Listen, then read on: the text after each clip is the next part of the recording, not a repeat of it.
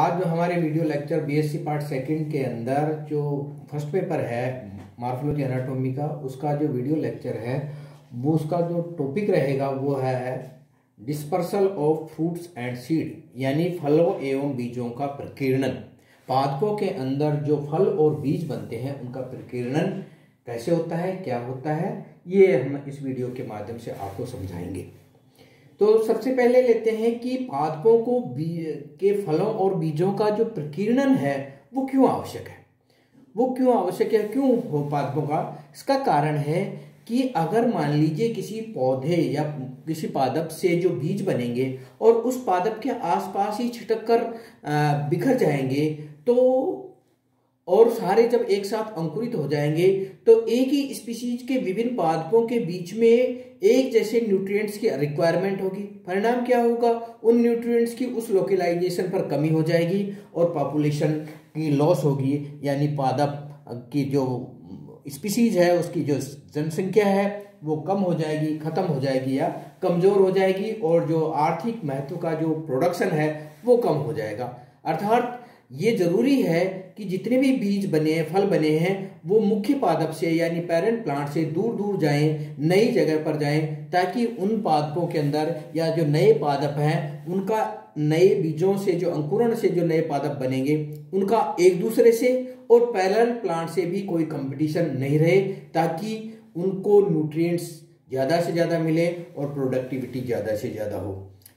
दूसरा जो नए डिस्पर्सल और बीज का जो डिस्पर्सल है उसका कारण क्या है कि सपोज एक पादप के जो डिफरेंट बीज हैं वो एक लिमिटेड एरिया में रहेंगे, एंडेमिक एरिया में रहेंगे, उनका डिस्पर्सल नहीं होगा, और किसी भौगोलिक कारण से जैसे ज्वालामुखी है, बाढ़ है या अर्थक्वेक है, उसके कारण से वो पर्टिकुलर एरिया नष्ट हो जाए तो वो पादप की जो वो जातियां है वो पृथ्वी से हमेशा हमेशा के लिए खत्म हो जाएगी। इसलिए ये जरूरी है कि पादपों के अंदर जो बीज और फल हैं उनका डिस्पर्सल होना चाहिए। अब हम बात करते हैं कि पादपों के अंदर फल एवं बीजों का डिस्पर्सल होता क्या है। What is the definition of dispersal? तो पादपों की संततियां यानी ऑफस्प्रिंग की ओवरक्राउडिंग तथा पोषण, जल, प्रकाश, वायु आदि की स्पर्धा तथा अन्य आपदाओं से बचाने के लिए फल एवं बीजों का एक बड़े भौगोलिक क्षेत्र में वितरण प्रकीर्णन कहलाता है। यानी जिस पेरेंट प्लांट से फल एवं बीज बने हैं उसका एक बड़े भौगोलिक क्षेत्र में, उन बीजों का एक बड़े भौगोलिक क्षेत्र में जो वितरण होगा उस वितरण को ही हम कहते हैं डिस्पर्सल। और उस डिस्पर्सल के से पहले ये हमने दे दी कि ओवरक्राउडिंग से बच जाएगा पादप, पोषण से बच जाएगा, जल, प्रकाश, वायु जो उसकी रिक्वायरमेंट है उनके कंपटीशन से बच जाएगा, आपदाओं से बच जाएगा। तो इन सब चीजों से बचने के लिए जो मुख्य पादप है, जो मेन प्लांट है, जो पेरेंट प्लांट है, उससे उत्पन्न होने वाले बीजों का एक बड़े भौगोलिक एरिया के अंदर, बड़े भौगोलिक क्षेत्र के अंदर जो वितरण होता है उस वितरण को ही कहा जाता है प्रकीर्णन। प्रकीर्णन की एक दूसरी परिभाषा भी दे सकते हैं, नवनिर्मित यानी जो नए बीज बने हैं, पूर्णतः विकसित परिपक्व फल, यानी जो नए पूर्णतः विकसित परिपक्व फल एवं बीज बने हैं उनका मूल पादप या पेरेंट प्लांट जनक पौधे से दूर क्षेत्रों में प्रसार, फैलाव या वितरण प्रकीर्णन कहलाता है। यानी कि कहने का मतलब है कि जो फल, परिपक्व फल एवं बीज मुख्य पादप पर बना है उस पादप से दूर के क्षेत्र में अगर उस यानी पेरेंट से दूर के क्षेत्र में अगर वो वितरण हो जाए तो उस वितरण को कहा जाता है डिस्पर्सल। अब पौधे के अंदर, पौधे ने फल एवं बीजों के प्रकीर्णन के लिए, पौधों के अंदर जो फल एवं बीज होते हैं उनके वितरण के लिए अलग अलग विधियां पाई जाती है। यानी जो वितरण है वो अलग अलग विधि, अलग अलग मैकेनिज्म अपनाता है पौधा, अलग अलग तरह की संरचनाएं पाई जाती है पादपों के अंदर। तो कुछ संरचनाओं, कुछ विधियों का हम यहाँ पर वर्णन करेंगे। आज के लेक्चर में हम केवल वायु द्वारा प्रकीर्णन का ही वीडियो अपलोड करेंगे और एक्सप्लेन करने की, समझाने की कोशिश करेंगे कि वायु द्वारा हम ये जानते हैं कि पादपों के अंदर जो प्रकीर्णन है उस प्रकीर्णन के लिए विभिन्न प्रकार की रिक्वायरमेंट्स होती है। एक्सटर्नल कारक, एक्सटर्नल एजेंसी, एक्सटर्नल सहायक कारकों की आवश्यकता होती है, जिसमें एक वायु है, दूसरा जल है, तीसरा जंतु है और तीसरा विस्फोटी विधियों से प्रकीर्णन, यानी पादप के खुद के अंदर इसे इस तरह की कोई घटना होती है जिसके कारण फल एवं बीजों का डिस्पर्सल हो जाए तो हम उसे कहेंगे डिस्पर्सल। लेकिन ये चार प्रमुख एक्सटर्नल एजेंसियां हैं जिसके कारण फल एवं बीजों का डिस्पर्सल होता है। अब जो ये फल एवं बीज है, ये फल और बीज जो पादपों में इन चार एजेंसियों से वितरित होते हैं, इन एजेंसियों के वितरण होने में पादपों के बीजों के अंदर कुछ विशेष प्रकार की संरचनाएं बनती हैं जिनका हम डिस्क्रिप्शन आगे ले रहे हैं। नंबर 1 है, चार जो है वायु द्वारा प्रकीर्णन, जल द्वारा प्रकीर्णन, जंतुओं द्वारा प्रकीर्णन, विस्फोटी विधि, यानी पादप के खुद के अंदर ये ऐसी कोई विशेष स्फोटी बात हो जाए, कोई मैकेनिज्म हो जाए जिससे कि बीज मुख्य पादप या पेरेंट प्लांट से अलग हो जाए तो उसे विस्फोटी विधि कहेंगे। लेकिन सबसे पहले आज का जो वीडियो है वो रहेगा हमारा एनीमोकोरी। इस घटना को, किसको, कौन सी घटना को? वह घटना जिसमें पेरेंट प्लांट से बने हुए फल एवं बीजों का प्रकीर्णन वायु के द्वारा होता है, यानी इसमें जो सहायता करने वाली है वो एजेंसी है, वो कौन है? वायु है। उस वायु के द्वारा या हवा के द्वारा अगर किसी पादप के फल एवं बीजों का प्रकीर्णन होता है तो वह कहलाता है वायु द्वारा प्रकीर्णन, और टेक्निकली हम इसको बोलते हैं एनीमोकोरी, यानी वनस्पति शास्त्र की भाषा में उसको कहेंगे एनीमोकोरी, और वैसे साधारण से कहेंगे वायु द्वारा फल एवं बीजों का प्रकीर्णन। यहां पर जो मददगार एजेंसी है वो है हवा, वायु। अब हम ये देखेंगे कि वायु द्वारा जो प्रकीर्णन होता है पादपों के अंदर, उसमें कौन कौन से ऐसी संरचनाएं पादपों के बीजों पर बनती हैं जो वायु द्वारा प्रकीर्णन में सहायक होती हैं। और ये जो पादपों के बीजों के अंदर बनने वाली जो संरचनाएं हैं ये 8 प्रकार की होती है, यानी पादपों के बीजों के अंदर 8 तरह की विभिन्न प्रकार की संरचनाएं, या बीजों में विभिन्न प्रकार के या फलों में विभिन्न प्रकार की संरचनाएं पाई जाती हैं जो इन फल एवं बीजों को वायु द्वारा प्रकीर्णन के अनुकूल बनाती है। यानी इन संरचनाओं के माध्यम से हवा द्वारा बीज पेरेंट प्लांट से दूसरे स्थान पर या उससे दूर चला जाता है या वितरित हो जाता है या डिस्पर्स हो जाता है। इसमें वायु द्वारा प्रकीर्णन में जो बीज पादपों के अंदर जो बीज बनेंगे उसमें जो पहला है वो है लाइट वेट तथा माइन्यूट।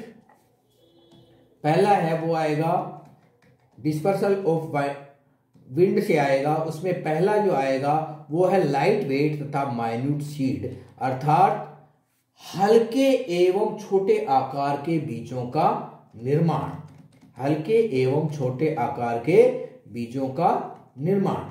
इसके अंदर सबसे पहला है हल्के एवं छोटे आकार के बीजों का निर्माण, यानी वायु के द्वारा जो प्रकीर्णन होता है, जो डिस्पर्सल होता है, उस डिस्पर्सल में जो सबसे पहली बात आएगी वो है पादप के बीज छोटे आकार में हैं और हल्के होंगे तो वो हवा के माध्यम से एक स्थान से, जैसे हवा के कणों के माध्यम से जैसे पोलन ग्रेन्स पहुंचते हैं, उसी तरह से बीज अगर छोटे हों, हल्के हों तो हवा में तैरते हुए या हवा के साथ उड़ते हुए एक स्थान से दूसरे स्थान पर पहुंच जाते हैं या पेरेंट प्लांट से बहुत दूर तक पहुंच जाते हैं। और इसमें जो सबसे इंपॉर्टेंट पार्ट है वो है आर्किड्स।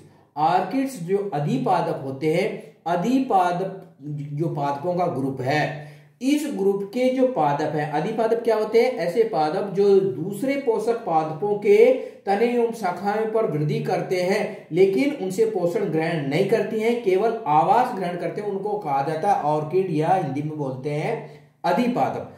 ऑर्किड्स के बीज आकार में छोटे होते हैं, वजन में हल्के होते हैं और ऐसा देखा गया है कि इन पादपों की अनेक जातियों में जो कैप्सूल बनता है, कैप्सूल क्या है, फ्रूट है, एक फ्रूट के अंदर ही 10,000 की संख्या में बीज बन जाते हैं। वो इतने छोटे आकार के होते हैं कि एक कैप्सूल के अंदर, एक फल के अंदर ही 10,000 की संख्या में बीज बनते हैं। और एक बीज का अगर हम भार वेट करें तो वो होता है 0.004 ग्राम, यानी इतना हल्का होता है कि वो हवा के माध्यम से आसानी से उड़ता हुआ मुख्य पादप से दूर चला जाता है। ऑर्किड्स के अतिरिक्त ग्रास, जो घास फैमिली है, इस ग्रासेज के जो बीज है वो भी आकार में बहुत छोटे थे। ग्रासेज की जो स्पीसीज हैं, डिफरेंट स्पीसीज, उनके बीज भी आकार में बहुत छोटे तथा हल्के होते हैं और हल्के होने के कारण ये हवा में उड़ते हुए, हवा में की धाराओं के साथ तैरते हुए, हवा में तैरते हुए एक स्थान से दूसरे स्थान पर पहुंच जाते हैं, वितरित हो जाते हैं और बड़े एरिया में डिस्पर्स हो जाते हैं। इसलिए इन हल्के और छोटे आकार के बीजों को जो पादप के अंदर जो वो मिलता है, संरचना मिलती है, यानी जिन पादपों में छोटे और हल्के बीज होंगे उनका जो डिस्पर्सल है वो हवा के माध्यम से आसानी से हो जाता है, विंड करंट्स के माध्यम से आसानी से हो जाता है। इन हवा के माध्यम से हल्के और छोटे जो बीज हैं, जो कि केवल हवा के माध्यम से ही दूर चले जाते हैं, इन पर किसी तरह की कोई अपेंडेजेज नहीं पाई जाती है। तो पहला हो गया इसके अंदर कि जो वायु द्वारा प्रकीर्णन होता है, उन पादपों के बीजों का वजन है वो हल्का होता है और ये पादप के बीज छोटे आकार के होते हैं। एक एडेप्टेशन है जो कि हल्का और छोटे आकार के बीज। दूसरा जो एडेप्टेशन है वो है वायु द्वारा जो प्रकीर्णन होने वाले जो पादप हैं, उन पादपों के जो बीज हैं, उन बीजों के ऊपर विंग्ड सीड और फ्रूट्स, यानी जो बीज हैं वो सपाक्स बीज होंगे। सपाक्स का मतलब है ऐसे बीज जिनके ऊपर पंख जैसी संरचना या पंख से मिलती जुलती कोई संरचना पाई जाती है, उन बीजों को कहा जाता है सपाक्स बीज। इंग्लिश में तो सीधा ही विंग्ड सीड कहते हैं। जैसे पक्षियों के बीज पंख होते हैं, उसी तरह से बीज और फलों के ऊपर पंख जैसी छोटी छोटी संरचनाएं पाई जाती हैं, ऐसे बीज कहलाते हैं विंग्ड सीड। और विंग्ड सीड से जिन पादपों के अंदर विंग्ड सीड पाए जाते हैं, उन पादपों के अंदर हम आसानी से समझ सकते हैं कि हवा के अंदर ये अपने जो सपाक्स हैं या विंग्ड हैं, उन विंग्ड के माध्यम से हवा में की धाराओं के साथ, हवा में जब हवा चलती है तो हवा की जो धाराएं हैं, उन धाराओं में ये अपने बीज अपने पंखों की सहायता से तैरते हुए, फ्लोटिंग करते हुए एक स्थान से दूसरे स्थान या पेरेंट प्लांट से नए एरिया में वितरित हो जाते हैं। तो बीजों के अंदर, यानी जो वायु द्वारा प्रकीर्णन होता है, ऐसे बीजों के अंदर विंग्ड, पंख जैसी या पंख से मिलती जुलती संरचनाएं पाई जाती हैं, जो बीजों को हवा की धाराओं में तैरने के लिए उपयुक्त बनाती हैं। और इसके उदाहरण है नीली गुलमोहर, जैकरेंडा, ओरोजाइलम, मोरिंगा, सहजना जो होता है, सहजना के फल, सहजना का बीज, नीली गुलमोहर का बीज, कुनेन जो सिनकोना है उसके बीज, उसके ऊपर भी इस तरह की संरचना होती है। लेजर स्ट्रोमियम, ग्रीप tree, Pinus, Acer, Holoptelea, Hopea, Shorea robusta. मैं कुछ डायग्राम दिखाता हूं आपको, जिसके अंदर आप देखेंगे कि बीज के ऊपर किस तरह से संरचनाएं पाई जाती हैं। देखिए, ये सपाक्स बीज, ये सपाक्स बीज है, विंग्ड सीड है, ये ओरोजाइलम का है, ये कुनीन का है और ये लेजर स्ट्रोमिया का है। ये देखिए, ये जो पंख जैसी संरचना है, इस पंख जैसी संरचना के माध्यम से ये जो बीज हैं ये बीज है, और इस बीज के ऊपर ये जो संरचना है ये पंख जैसी संरचना है। यहाँ पर ये बीज है, इसके ऊपर ये पंख जैसी संरचना है। यहाँ पर ये बीज है, इस बीज के ऊपर ये पंख जैसी संरचना है। इस पंख जैसी संरचना के माध्यम से ये जो बीज है, ये बीज एक स्थान से दूसरे स्थान पर हवा की धाराओं में तैरते हुए आगे पहुंच जाते हैं और नए स्थानों पर वितरित हो जाते हैं। इसके अलावा और देखेंगे, ये देखिए सपाक्ष बीजों के ये कुछ और देखिए, ये है सपाक्ष बीजों में, ये है एसर। एसर का जो बीज है इसके अंदर ये देखिए एक ये पंख है, एक ये पंख जैसी संरचना है। ये देखिए एसर का बीज दिखाया गया है जिसमें ये जो पंख जैसी संरचना है, इसके माध्यम से बीज एक स्थान से दूसरे स्थान पर पहुंचता है। इसके अलावा दूसरा जो है वो है होलोप्टीलिया का है, पापड़ी का बीज है। ये पापड़ी का बीज है, इसके ऊपर एक पंख है, एक पंख है। इसके माध्यम से पूछता है। सी है वो हिप्टेज का है। इस हिप्टेज के अंदर देखिए ये दो पंख जैसी संरचना है। डी ये देखिए ये पंख जैसी 1 2 3 4 पंख जैसी डायोस्कोरिया पर है। सोरिया रोबस्टा साल, जिसको आप साल बोलते हैं, सरस्का में है ये। सोरिया रोबस्टा के अंदर ये 1 2 3 4 5 पंख है। इस पंख ये 5 पंखों में के माध्यम से हवा में तैरता हुआ एक स्थान से दूसरा स्थान पर पहुंच जाता है। होपिया के अंदर देखिए एक ये पंख है, एक ये पंख है, और ये यहाँ पर है, ये क्या है, बीज है। तो इस पंख के माध्यम से ये हवा की धाराओं में तैरता हुआ दूर पहुंच जाता है। और इसके बाद है डिप्टेरोकार्पस। डिप्टेरोकार्पस के अंदर देखिए एक ये पंख है, एक ये पंख है, और ये है बीज। इसके अंदर ये जो घड़ी जैसी छोटी संरचना है, इसके अंदर ये बीज है और ये पंख है। इस प्रकार हम देख सकते हैं कि अनेक जातियों के अंदर ये जो बीज हैं, इन बीजों के ऊपर पंख जैसी संरचनाएं पाई जाती हैं, और पंख जैसी संरचनाओं के माध्यम से बीज हवा जब चलती है तो हवा की धाराओं में ये तैरते हुए, या हवा की करंट्स की सहायता से तैरते हुए हवा की धाराओं के साथ एक स्थान से दूसरे स्थानों पर और नए स्थानों पर वितरित हो जाते हैं। इस तरह से बीजों का हवा के माध्यम से डिस्पर्सल होता है। तीसरा जो हम लेंगे वो है पैराशूट मैकेनिज्म। तीसरा जो है विधि है वो है पैराशूट मैकेनिज्म। पैराशूट विधि क्या होती है? कुछ पादपों के, जैसे जिस तरह से हम जानते हैं कि जो पैराशूट होता है, पैराशूट जो एयरफोर्स वाले हैं या जो खिलाड़ी हैं वो पैराशूट का उपयोग करते हैं, और हवा में पैराशूट खुल जाता है और नीचे आदमी लटका हुआ रहता है और उसके माध्यम से पैराशूट को धीरे धीरे खोलता हुआ जमीन पर आ जाता है। इसी तरह की जो पैराशूट है, पैराशूट के अंदर एक गुब्बारा नुमा संरचना होती है जिससे रस्सियां लगी होती है। उसी तरह की पैराशूट जैसी संरचनाएं कुछ पादपों के अंदर पाई जाती है। देखिए डायग्राम में मैं आपको दिखाता हूं। ये देखिए ये पैराशूट जैसी संरचना है। ये देखिए ये जो पादप है इसके अंदर इस तरह की संरचना है, इसका फल है, इसके अंदर इस तरह की संरचना बनी और इसमें अनेकों बीज है। एक बीज ये बीज है और इस बीज के ऊपर ये पैराशूट जैसी संरचना है।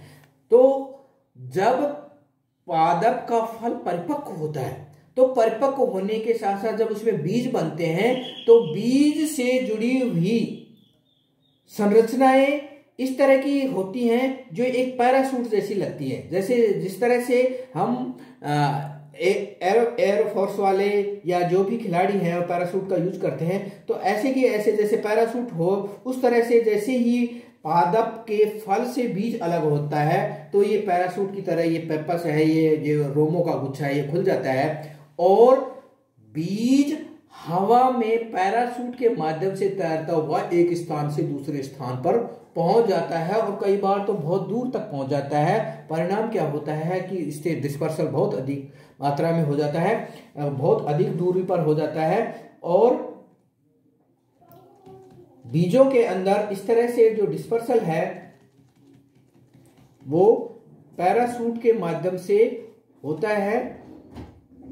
पैराशूट के अंदर जो स्पीसीज है वो कंपोजिटिव और एस्ट्रेसी जो फैमिली कंपोजिटिव फैमिली है, उस कंपोजिटिव फैमिली के अंदर जो वायुदलपुंज है मैं अभी बता रहा था, या जो पेपस है उसके अंदर जो पेपस जैसी संरचना है यह पेपस जैसी संरचना बीज पर स्थायी रूप से जुड़ी हुई होती है, और ये जो रोम जैसी पेपस युक्त संरचना है, यही संरचना क्या बना देती है, पैराशूट बना देती है। और इस पैराशूट के माध्यम से फल से अलग होने के बाद बीज दूर पहुंच जाता है, और हवा जब धीमी पड़ जाती है, यानी जब हवा चलती रहती है तो ये हवा में तैरता रहता है पैराशूट, और जैसे ही हवा खत्म हो जाती है या किसी अन्य अवरोध से टकरा कर ये बीज जमीन पर गिर जाते हैं और इनका मुख्य पादप से डिस्पर्सल हो जाता है। चूंकि ये बहुत ही बड़ा टॉपिक है, इसलिए आज हम इसमें इतना ही लेंगे, इसकी पीडीएफ डाल देंगे। इसका जो रिमेनिंग है वो नेक्स्ट में डालेंगे, हम कल डालेंगे आपको। Thank you.